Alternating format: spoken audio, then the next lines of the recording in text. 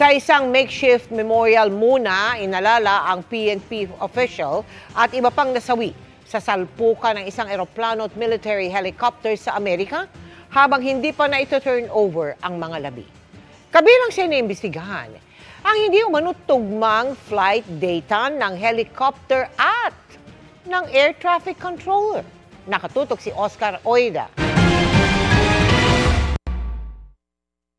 Nakatakdang magsagawa ng malakiang operasyon ng Army Corps of Engineers para i-recover ang wreckage ng nagsalpukang American Airlines Flight 5342 at military helicopter.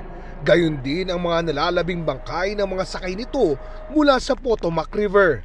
Dahil tuloy ang investigasyon, hindi pa rin matiyak kung kailan maita-turn over sa mga kaanak ang mga labi ng 67 namatay sa insidente.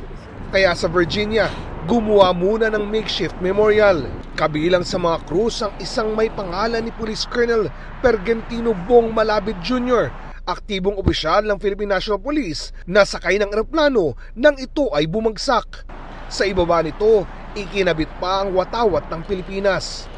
Off-limit sa media, pero binisita na rin ang makeshift memorial ng may bahay ni Malabid na si Rio kasama ang kaanak ng iba pang nasawi.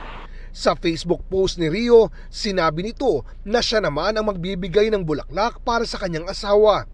Dagdag niya, hindi muna siya magbibigay ng pahayag habang nagluluksa at gugugulin ang panahon sa paggunita sa buhay ng kabiyak.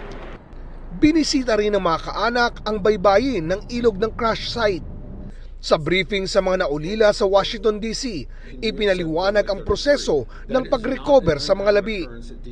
Tiniyak din ng PNP na ginagawa nilang lahat para matulungan ang pamilya ni Malabid. Nakakating na po sa US yung kanyang asawa po at inalalayan po siya ng ating police attaché sa US po. Nakaalalay po yung ating mga police po doon sa US po at including po yung Consul General po ng ating embahada. Sa inisyal na investigasyon ng National Transportation Safety Board, lumilipad ang Black Hawk helicopter ng mahigit 200 feet na lagpas sa pinapayagang maximum altitude para rito.